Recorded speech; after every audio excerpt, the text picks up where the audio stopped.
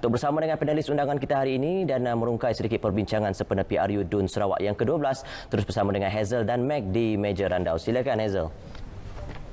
Baik, terima kasih kita ucapkan kepada El. Hari ini kita menantikan keputusan yang sangat penting untuk negeri Sarawak setelah 5 tahun yang lepas kita saksikan mandat telah pun diberikan dan kita saksikan kali ini kehangatannya amat terasa walaupun kita berada dalam tempoh norma baharu untuk memastikan supaya segala yang kita lakukan sepanjang tempoh 12 hari berkempen, Hazel. Banyak sebenarnya penelitian yang kita lakukan melihat kepada situasi ini sangat kritikal sebenarnya untuk calon-calon memastikan supaya hasrat dan juga manifesto mereka sampai kepada pengundi. Ya, sebenarnya kalau pengundi berdaftar di Sarawak hari ini 1.2 juta mereka tidak menunaikan tanggungjawab adalah satu kerugian besar. Kerana di negara ini sistem demokrasi yang diamalkan memberi peluang kepada semua kita setiap 5 tahun untuk menentukan siapa pemimpin yang kita mahu mentadbir negeri Sarawak ini untuk pilihan raya kali ini. Untuk itu kita nak menyeru di pagi yang bersejarah ini, mereka yang masih lagi berada di rumah mungkin boleh cepat-cepat pergi ke my aplikasi Semak SPR untuk menyemak status anda, di mana pusat mengundi anda dan lakukan prosedur-prosedur yang perlu. Jika mungkin rasa bergejala, mungkin ada yang mungkin rasa kurang sihat pagi ini, kalau kurang pasti mereka nak turun ke pusat mengundi atau tidak, mungkin lakukan dulu pemeriksaan kendiri di rumah, dan apabila tiba di pusat pengundian nanti patuhilah segala SOP yang telah pun disusun atur secara rapi oleh pihak SPR. Semalam berdasarkan kenyataan media dari pihak SPR sendiri menyatakan bahawa kepada pengundi-pengundi yang mungkin ada gejala ataupun mungkin anda rasa kurang sihat, jika anda hadir ke pusat mengundi, anda akan diasingkan di kemah khas. Jika didapati anda tidak ada tidak positif, maka anda masih lagi mengundi, boleh mengundi. Cuma pastikan dari rumah lagi lah kita dapat rasa badan kita sendiri kan. Kalau rasa tak sihat, mungkin anda boleh maklumkan kepada pegawai SPR anda tidak sihat, maka anda akan diasingkan dan dibuat saringan suhu badan terlebih dahulu, dan kemudian anda masih lagi ada hak untuk mengundi walaupun dalam situasi COVID ketika ini. Jadi hari ini sebenarnya kalau kita nak berbicara tentang hari pengundian, pastinya banyak perincian daripada golongan ahli akademik dan juga rakyat sendiri yang menilai sejauh mana prestasi sepanjang 12 hari calon-calon kita berkempen. Jadi untuk kita nak meneliti dan juga memperhalusi situasi kempen yang agak baru ini, kita nak bersama dengan tetamu-tetamu kita yang kita undang ke studio khas pagi ini dalam Grandstand Randau, bersama dengan Dr. Arnold Puyok di hujung sana, dan saya rasa Dr. Arnold sudah tidak asing lagi bersama dengan kita. Selamat kembali ke meja randau. Kembali. Dan kita juga ada Prof. Madya Stanley Baik Kadam Kiai yang juga bersama dengan kita pada pagi ini. Saya rasa perbincangan kita pagi ini mungkin untuk kita kembali mengajak orang ramai untuk terlebih dahulu keluar mengundi. 12 hari sudah berlalu kempennya, calon-calon pun dah tak boleh nak buat apa dah. Jadi inilah hari yang dinanti-nantikan. Mungkin kita boleh dapatkan terlebih dahulu daripada Dr. Arnold, bacaan Dr. Arnold dengan situasi semasa ketika ini, dengan kempen yang sangat berbeza, panas tetapi dingin, tetapi itu semua kita sebenarnya dapat rasakan dari hari penamaan calon lagi. Bagaimana, Doktor? Ya, saya fikir pilihan raya kali ini adalah merupakan pilihan raya yang agak extraordinary. Sebab kita menampilkan lebih daripada 300 calon bertanding. Bukan itu sahaja, tapi banyak parti politik yang akan bertanding juga. Jadi ini memberikan peluang kepada rakyat Sarawak misalnya untuk memilih siapa calon pilihan, siapa parti pilihan untuk memerintah kerajaan negeri Sarawak. Dan bagi saya pilihan raya kali ini agak menarik sebab ramai yang agak curious sebab kerana kemunculan parti-parti baru seperti PSB, seperti PBK, seperti Aspirasi dan sebagainya. Bukan itu sahaja, kalau kita lihat ramai calon yang ditampilkan, calon-calon baru. Dan kalau saya bercakap tentang calon baru, bukan hanya calon yang muda, tapi calon yang bukan terlalu muda tetapi mempunyai pengalaman dalam politik. Jadi ini sebenarnya memberikan satu dorongan, memberikan satu galakan kepada para pengundi untuk datang dan mengundi. Sebab kalau tidak ada parti politik yang baru, kalau tidak ada calon yang baru, bagi saya mungkin pengundi agak tidak terdorong untuk datang dan juga mengundi. Tapi bagi saya, oleh kerana kemunculan calon-calon yang baru, kemunculan parti-parti yang baru, maka itu sebenarnya memberikan dorongan kepada para pengundi untuk datang dan juga mengundi. Ya, itulah kalau nak dilihatkan perbandingannya tahun 2021 ini 349 calon kali ini termasuk 30 calon bebas. Kalau dilihat tahun 2016 pilihan raya negeri yang lalu 229 calon yang bertanding termasuk 36 calon bebas pada ketika itu. Ini kini jumlah parti dan juga calon yang bertanding meningkat walaupun dalam keadaan norma baharu, pilihan raya norma baharu, tetapi kemeriahannya sebenarnya terasa kan. Banyak faktor-faktor yang menarik untuk diperhatikan oleh pemerhati dan juga penalisis politik. Saya nak ajukan soalan kepada Profesor Madya Stanley selepas ini mengenai bagaimana sentimen pengundi ketika ini. Saya lihat ada banyak kategori pengundi lah. Kita nak tanya dengan Prof, kalau dilihatkan adakah peratusan keluar mengundi yang ditetapkan oleh SPR itu nanti boleh dicapai. Tapi sebelum itu, Prof Stanley, kita nak lihat terlebih dahulu kapsul yang disediakan oleh pihak penerbit. Kita sama-sama saksikan.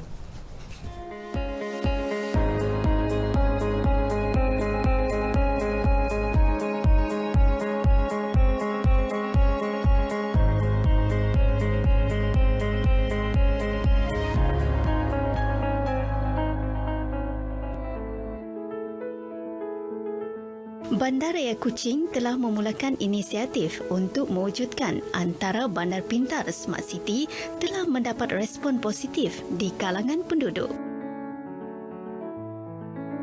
Ia bertepatan dengan mengekalkan warisan Bandaraya Kuching yang sedia ada untuk tatapan generasi baharu .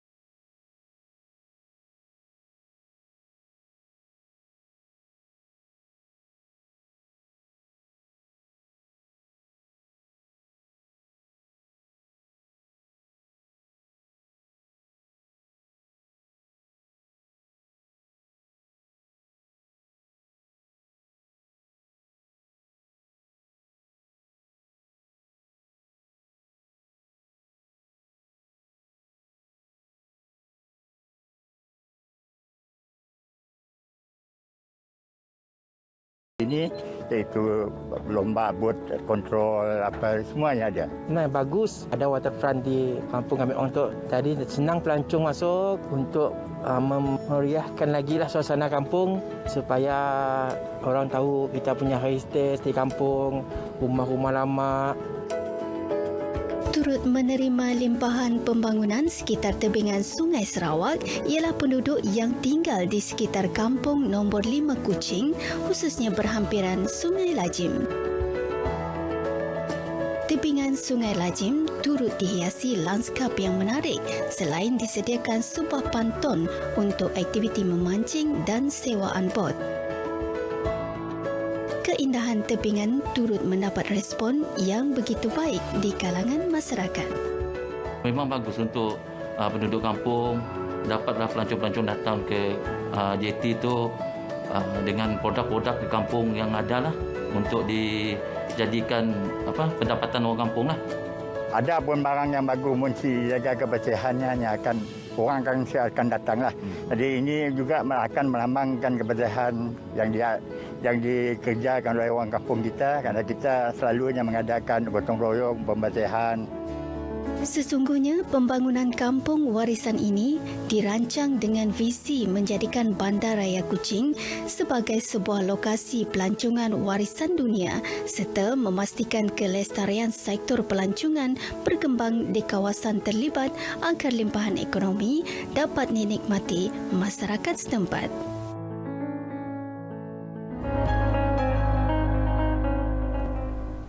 Baik, itu serba sedikit kapsul mengenai pembangunan di sekitar Sarawak. Banyak lagi yang akan kami pertontonkan kepada anda sepanjang hari ini. Namun teka-teki ketika ini ialah berapa peratuskah lebih daripada 1 juta pengundi berdaftar di Sarawak yang akan keluar mengundi hari ini.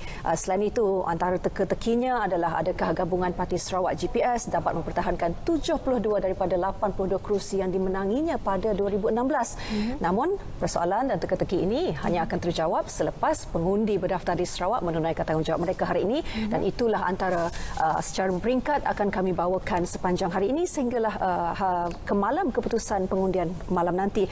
Sebelum itu saya nak tanyakan persoalan ini kepada dua panel di studio pada pagi ini, Dr. Arnold Puyok dan juga Profesor Madya Stanley Bai Kadam Kiai. Kalau kita lihat Dr. Arnold dan juga Prof, pemerhatian sentimen cakap-cakap di luar sana, ada lebih kurang 3 kategori pengundi berdaftar di Sarawak ketika ini. Ada yang pertama kategorinya yang sentimennya berkata saya tak perlu keluar mengundi.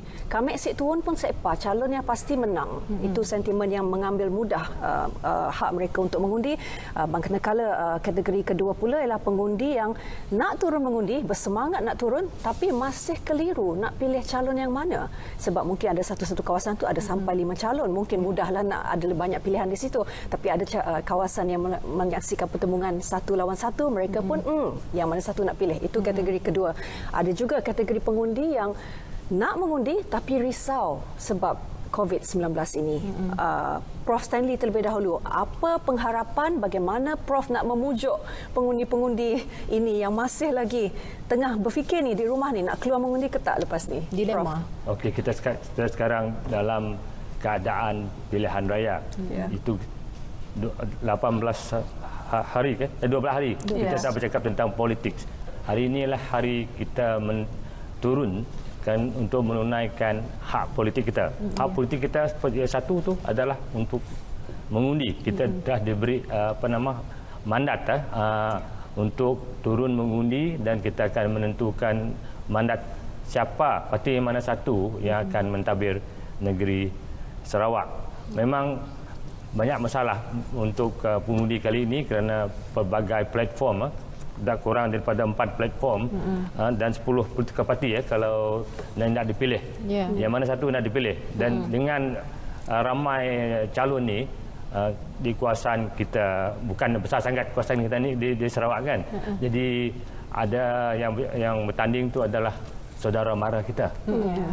Yang dulu kita dah mengundi parti ini, tiba-tiba kawan kita bertanding, saudara mara kita bertanding dari parti itu, dari parti ini. Jadi kita kekeliruan yang mana satu yang nak dipilih? Nak kekalkan yang dulu, mengundi seperti yang dulu, ataupun yang baru ni? Nak cuba yang baru. Cuba yang baru ni, kerana ni saudara saya, kawan saya. Kalau dulu hampir tanpa bertanding lah, Barisan Nasional dulu dan sekarang GPS kan. Jadi oleh sebab ini mungkin ratusan yang turun mengundi itu mungkin kekal. Saya rasa tidak akan melebihi 70% lah.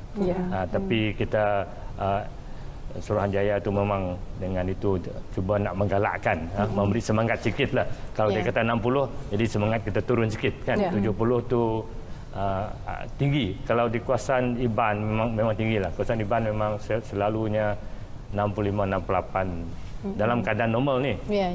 Dalam keadaan normal peraturan turun mengundi. Tapi dengan harapan ini, dengan pelbagai parti politik yang bertanding ni, mungkin ini kan mendorong menggalakkan orang turun mengundi lah. Ini satu pesanan kita lah supaya dia menunaikan hak demokrasi dia. Adakah dengan pelbagai platform ni, adakah politik kita di Sarawak makin matang? Kita akan tengok nantilah. Kalau orang yang melawan, parti yang melawan JPS tu ada mendapat satu kursi atau dua kursi lah. Bagaimana kita nak memberi pemahaman kepada pengundi bahawa mereka pada hari ini sebenarnya adalah hakim? Hari ini, satu hari ini saja ni Prof, Dr. Arnold, hari ini mereka hakim kepada di dalam sistem demokrasi kita ini yang boleh menentukan siapa yang mereka nak pilih untuk 5 tahun akan datang. Doktor. Ya, seperti yang saya katakan sebelum ini, satu undi pun agak penting. Bagi saya dalam sistem demokrasi perwakilan yang kita amalkan di Malaysia ini, satu undi sangat penting untuk memilih calon, untuk memilih kerajaan. Apatah lagi dalam sistem first past the post yang kita amalkan, kita melihat kepada jumlah kursi yang dimenangi. Dan jumlah kursi yang dimenangi itu pula ditentukan oleh plurality of votes ataupun undi yang kita berikan kepada calon tersebut. Jadi sangat penting. Itu yang pertama. Yang kedua, saya melihat kalau kita mengundi, maka kita ada stake dalam kerajaan ataupun kita ada stake dalam ekonomi. Sama seperti kita membeli saham dalam sesebuah syarikat. Begitu juga kalau kita mengundi esok ataupun hari ini, Jadi bagi saya yang penting kita harus melihat kepada bukan hanya tanggungjawab, tetapi kita harus melihat kepada kepentingan ataupun kuasa satu undi yang kita berikan itu. Kalau kita tidak mengundi, maka yang kurang di situ adalah dari segi kalau misalnya kita tak berpuas hati dengan kerajaan, kita tidak berpuas hati dengan wakil yang dipilih. Kalau kita tidak mengundi, maka dari segi kita boleh bersuara, tetapi dari segi kesan ataupun dari segi ialah kesan daripada kita punya suara itu tidak begitu kuat. Tetapi kalau kita memilih, kalau kita mengundi, maka kita boleh menyuarakan kita punya komplain, kita boleh menyuarakan kita punya ketidakpuashatian kepada calon ataupun kepada kerajaan dipilih. Dan kita boleh berkata kepada kita punya MP. Kalau MP kita tidak perform, in the next 5 years, saya tidak akan undi kamu lagi. Macam itu. Tapi kalau kita tidak mengundi, maka kita punya suara itu agak tidak ada kesan begitu. Jadi saya seringkali berkata kepada para pengundi, kepada student saya yang muda-muda lah, yang baru mengundi, saya kata, whatever it is, undi adalah sangat penting. Karena undi itu boleh menentukan masa depan kerajaan, boleh menentukan masa depan negara, dan juga kita boleh gunakan untuk supaya wakil yang kita pilih accountable terhadap action mereka terhadap apa yang mereka ingin laksanakan. Ada tak pernah mungkin berdasarkan kajian terdahulu di mana-mana pilihan raya, mungkin di negeri ini ataupun mungkin di negara lain juga, apabila kuasa satu undi itu menjadi faktor kemenangan sesebuah parti politik, mungkin ada dalam keadaan seri undi itu. Ada pernah tak terjadi dalam sejarah pilihan raya, Prof? Saya rasa tidak ada, tak pernah berlakulah benda itu. Tapi saya nak tambah apa yang Tuan Nur kata tadi, mengundi ini adalah sangat penting. Ada di negara seperti Australia, memang wajib untuk turun mengundi. Kalau tidak turun mengundi, itu adalah kesalahan. Kesalahan. Tapi dalam first past the post tadi, dia kata, saya sudah sebut nanti siapa yang dapat undi banyak, dia akan menang dalam sistem kita. Saya ambil satu contoh di Amerika. Apabila Amerika baru mendapat kemerdekaan daripada Britain, dia memilih bahasa mana yang akan jadi bahasa utama di Amerika, bahasa Jerman ke atau bahasa Inggeris. So proses mengundi untuk menentukan bahasa rasmi.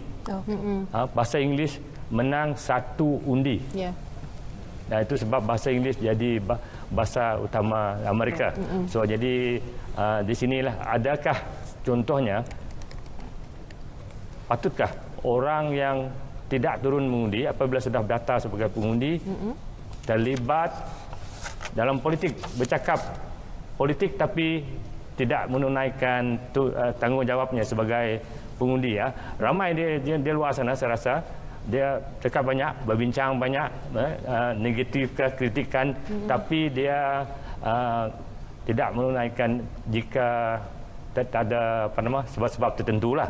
Macam kita hari ini saya dan Dr. Arnold kena kita terlibat di sini. Jadi itu ada sebab kan, kerana kita ada tanggungjawab yang tertentu. Jadi memang pentinglah kita rakyat turun mengundi. Itu sebab negara seperti saya sebut tadi, Australia, memang compulsory. Kalau tidak, memang satu kesalahan kalau tak turun mengundi.